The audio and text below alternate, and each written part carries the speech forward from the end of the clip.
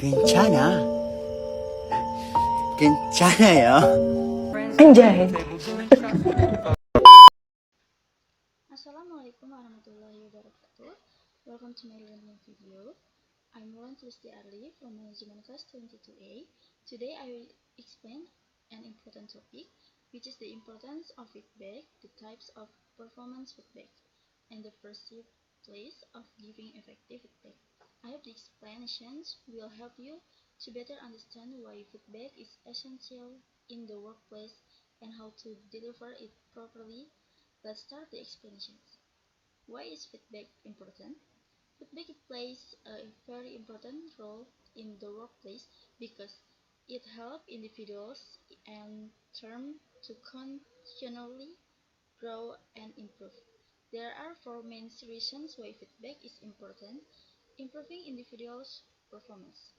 Feedback helps employees understand their strengths and areas for improvement. By receiving feedback, employees know that they are doing well and what they need to develop. This way, they can improve their work quality consistently, increasing team productivity. Feedback helps to identify obstacles and improve collaborations within a team. With team members can address problems early through feedback. They can work together more effectively, which leads to higher team's productivity.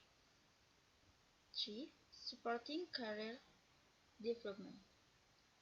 Feedback gives clear directions to employees about what steps they need to take for their career growth.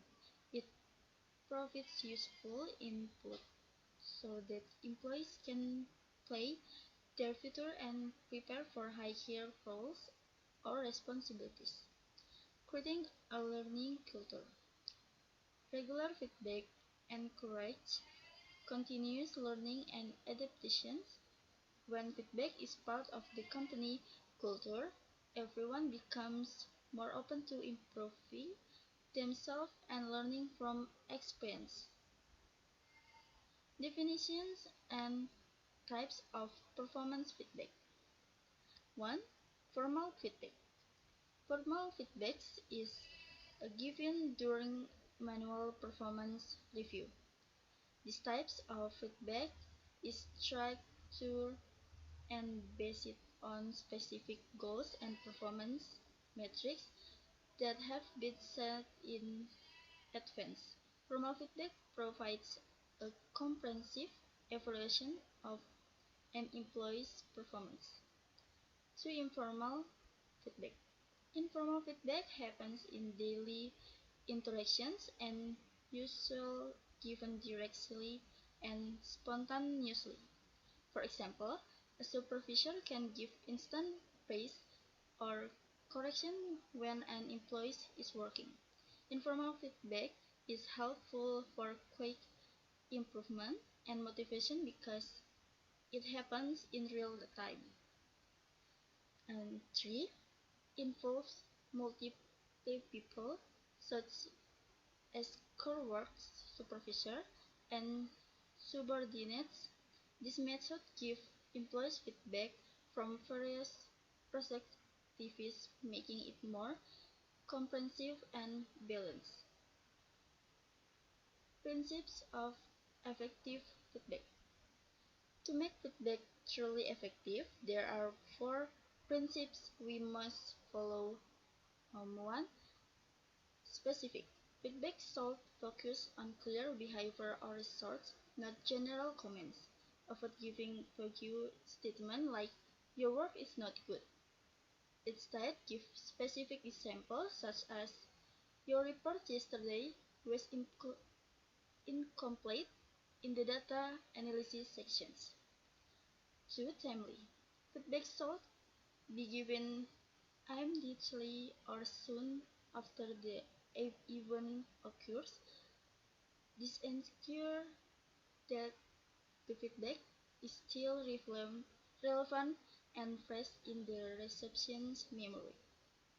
If we wait too long, the feedback might lose its impact. 3. Actionable. Effective feedback must include suggestions or clear steps that the recipient can take. This helps the employee know exactly what to do to improve and give them the opportunity to take concrete actions. 4. Objective. Feedback must be based on fact and direct observations, not personal feelings or assumptions. We should avoid giving feedback that is too subjective or influenced by personal bias because this can cause misunderstandings.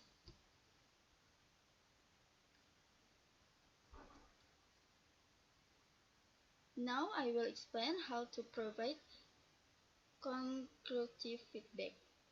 Constructive feedback is not about blaming, it is about helping people grow and improve. There are four key ways to give constructive feedback. 1. Focus on behavior. When giving feedback, we should describe specific actions, not the person's character. For example, instead of saying "you are careless," we should say "this report lacks details." The feedback should focus on what was done, not on who the person is. 2. Mentions a positive tone. Feedback should always be delivered with empathy and support. The goal is to encourage improvement, not to criticize. Focus on help the person grow, not on pointing out their mistakes in a negative way. 3. Use the SBI model. SBI model standard for situations, behavior, and impact. For example, you can say, in the meeting, you often interrupt behavior, which disturb the discussion impact. This model helps make feedback clear and easy to understand. 4. Provide solution. Feedback should always often solution or suggestions for improvement. You can also discuss the next step together with the person receiving the feedback. This way, feedback becomes a learning opportunity. 2. Next, receiving feedbacks openly. After learning how to give feedback, we also not we also need to know how to receive feedback openly. There are four important steps. 1. Listen actively.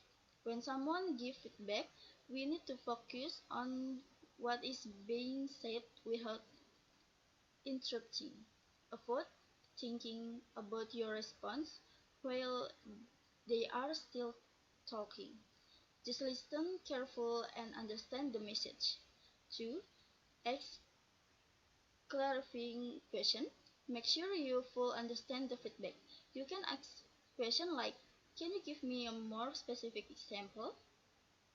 This shows that you want to improve and really understand their point. 3. Avoid being defensive. It is important not to become defensive or to make excuses. Feedback is not an attack, it is an opportunity to learn and grow. Stay focused on improvement, not on justifying yourself. 4. Say thank you. Always appreciate the person who give you feedback. Saying thank you shows that you respect their effort and value their input. Even if the feedback is hard to hear, it can help you develop. This type of feedback involves input from many different sources such as core case manager and even subordinates. It provides a more complete and balanced picture of someone's performance. By using different sorts, this method reduces the bias that may come from only one perspective. 2. Continuous evaluation. Continuous feedback is given regularly and informally, not just once a year. It is integrated into daily work routines. This helps people make instant improvement and adapt quickly to change. Continuous feedback integrates an ongoing learning process, which is very beneficial for both employees and the organizations. Of One of the key aspects in implementing effective feedback is understanding and overcoming the common challenges that often arise in the feedback process. There are several barriers that can make feedback delivery or reception less effective, and here are some of the most common ones. 1. Fear of conflict. Many people hesitate to provide feedback because they fear it will lead to conflict or tension in the workplace. This, uh, this fear can cause manager or co-workers to avoid difficult conversations. To overcome this, it is important to develop assertive communication skills. Assertive communication helps us to express our thoughts clearly and respectfully without triggering defensive reaction. When delivering feedback, always focus on fact and observable behavior instead of emotions or assumptions. For example, it's instead of saying you are always careless, we can say, in the last report, I noticed several missed details that need important. Subject bias. Feedback can sometimes be influenced by personal feelings or favorites, which can lead to subjective and unfair assessment. To prevent this, we must always use clear, measurable, and objective criteria. Feedback should be based on specific performance standard or data. Additionally, it's essential to collect concrete evidence and real examples before giving feedback to ensure the discussion is ground, grounded and not just based on opinions. Rejections from the receiver. Sometimes feedback is rejected by the persons re- receiving it because they not feel safe or they perceive the feedback as an attack. To avoid this, we need to build trust and create a physiology safe environment where people feel valued and not judged. It also helps to involve the receive in the goal setting process so they feel ownership and responsibility for their own development. When people are part of the process, they are more likely to accept and act on feedback. For feedback to truly have a lasting positive impact, it should not be treated as a one-time activity. It needs to be fully integrated into the organizational culture. Here are key strategies to achieve this. Leadership commitment.